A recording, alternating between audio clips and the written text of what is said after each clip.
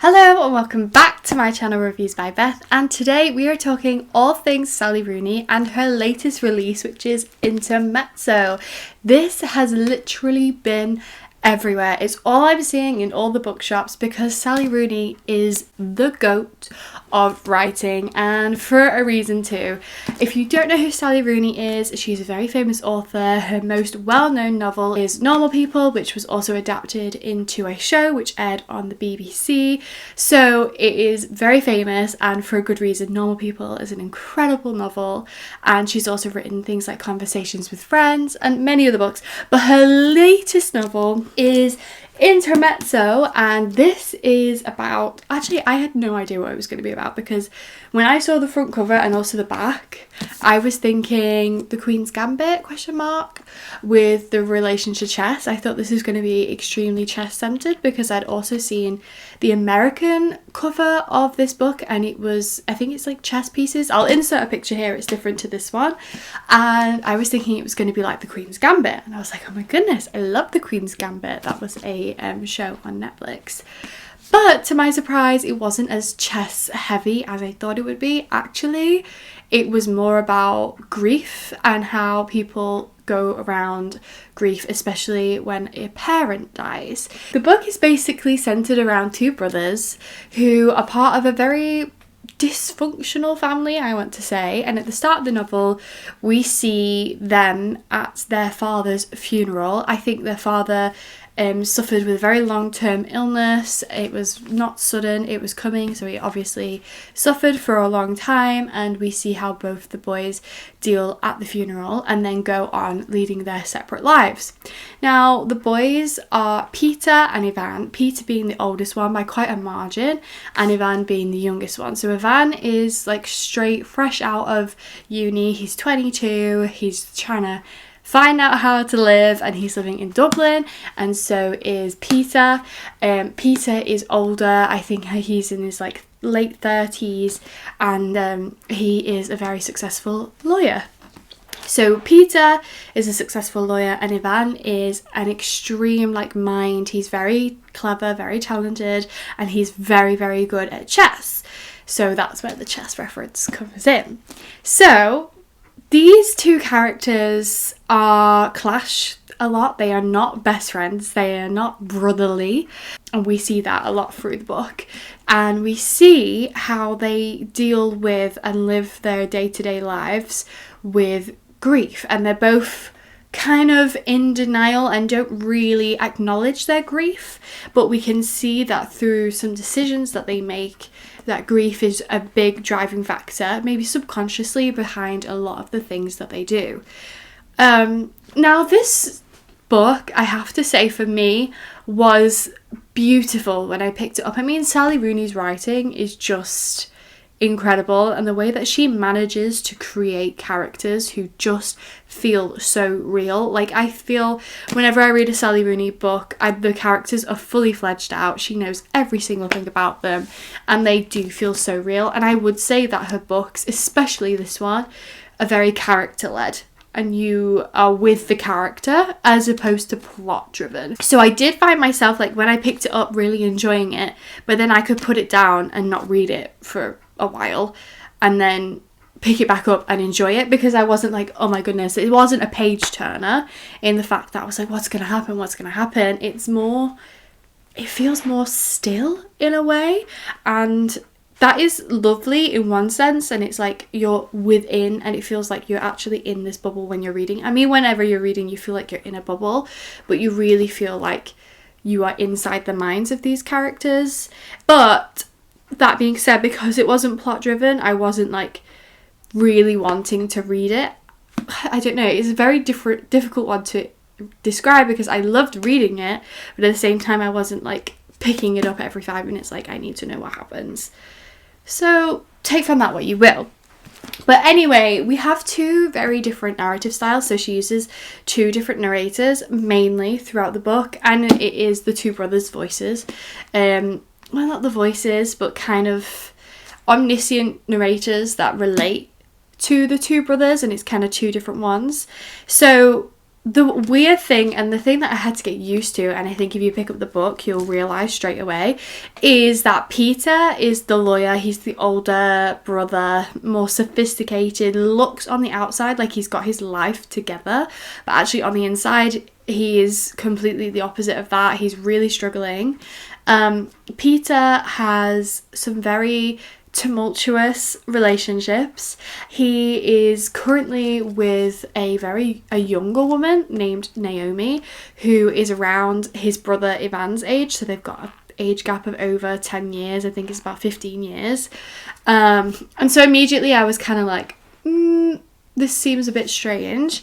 And yet he also has a relationship with this woman who he's loved for years and used to go out with, his ex-girlfriend called Sylvia, who has a chronic illness. We don't really know what the chronic illness is, but he still loves her. And this part of this book is him trying to figure out his relationships. And at the beginning we have, and throughout his chapters, we have a stream of consciousness type narration, which is very James Joyce. And I read Dubliners at university, and that's by James Joyce, and it felt very James Joycean.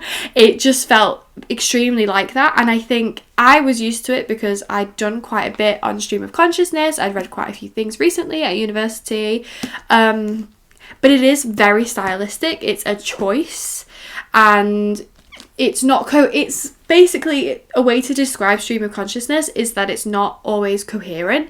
It's like the voice in your brain. So the voice in your brain isn't crafting a beautifully arched story with beautiful lines. It's jumping from place to place. And you never really get a finished product in a way. But once you get used to that and you really see inside of his mind, I think it's actually really fun and enjoyable and different to read. At the beginning, I hated his character. I was like, this guy is not someone I can get behind. And he was dating this younger woman, and it seemed like their relationship was kind of weird. But then as you read the book, I actually really started to shift my feelings towards Peter and actually really empathised with him and began to see the love that he has for both women, and actually how both women are good for him.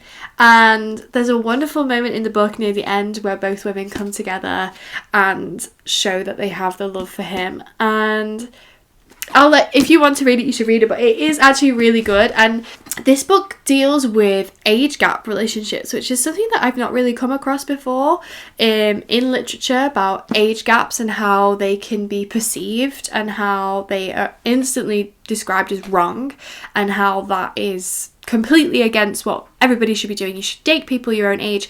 But actually this shows that yes, that is good, date people your own age, but also there are benefits to dating people who are not your age, who have more life experience or who brings more fun and youth to your life. And it was an interesting take, and I feel like as I was reading this book, my perceptions on age gap relationships changed quite a lot.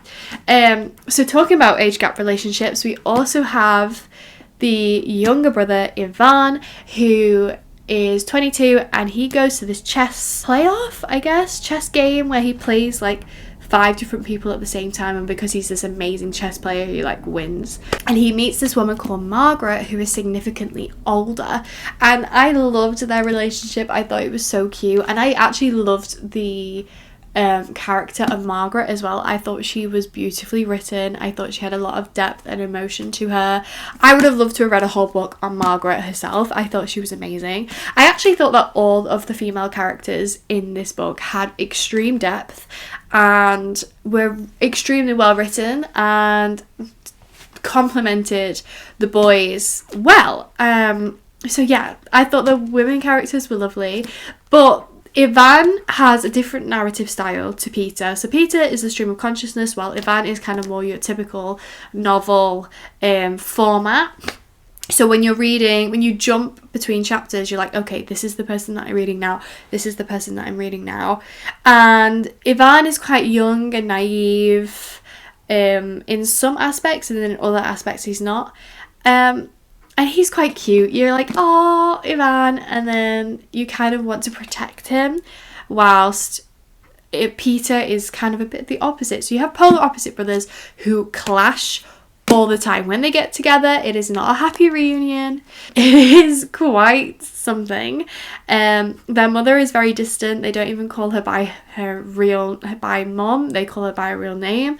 So it is very interesting to read about what feels like a very raw story, and I just thought it was very interesting. When I was reading the book, I loved it, and I thought the characters were just so intriguing, and also the theme of grief was running through the bottom. It's kind of an undercurrent throughout this whole novel. It's not a novel about grief, but it is at the same time. It's not grief is in your face. It is the way that people deal with things in different ways, and how it's not just fine when losing a parent.